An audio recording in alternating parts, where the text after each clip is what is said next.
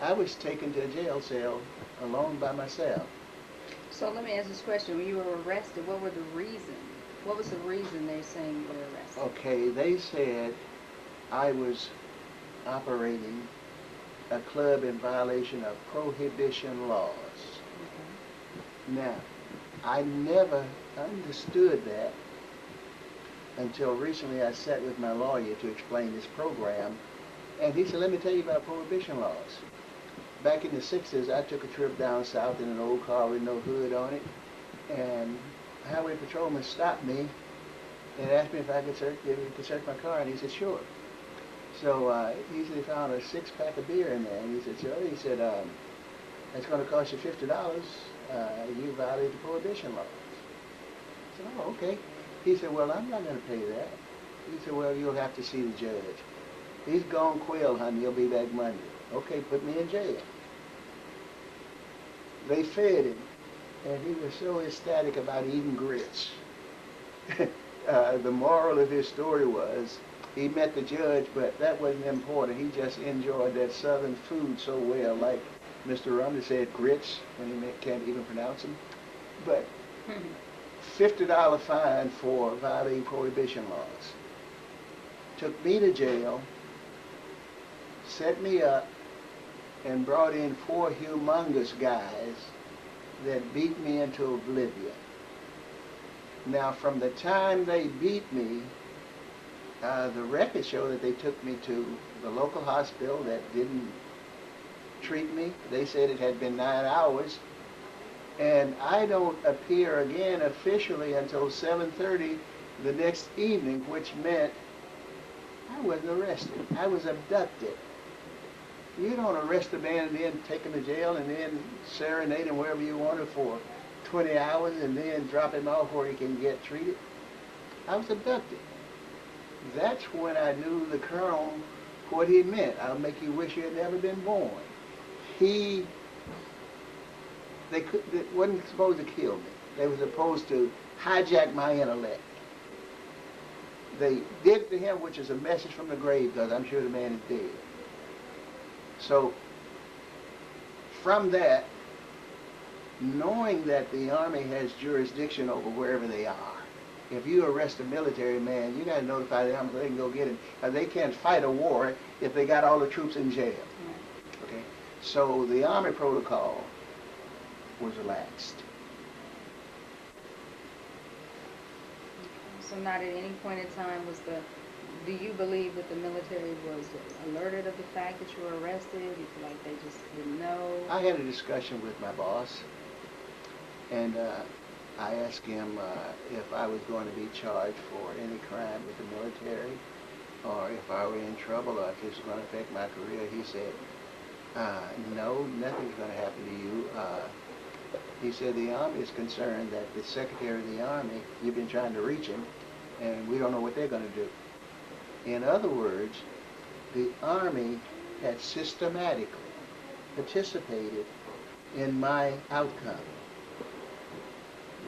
That's when I talk about the systematic high-tech lynching. I don't mean lynching in the sense that they hang you like they used to. It's that they, through writing you out of the service through a resume, as it would be in civilian term, efficiency report, one that would say, this officer did a fine job. He's been counseled about his uniform.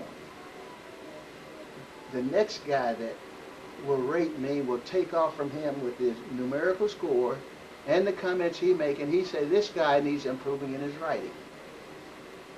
The next guy that do an efficient report on me, if they're inclined to be in cahoots in a system, would say this guy is not very well groomed. So what they have done is they've written a profile of me of being not able to communicate in writing, not being clean, not being well groomed, and that's how they cleverly write you to the point where the Army say you don't meet the standards and you gotta go. But once they beat me, inhaled me, tortured me. I don't know what they did. Hypnotized me, said, get out of the Army. It was in my head that I got to get out of here because the next time they will kill me. They wasn't playing. So I, when my time came up, left the Army. In other words, they beat me into submission, and they beat me into resigning from the Army. And the mechanics of it, the psychological mechanics of it, I don't understand it, but it happened.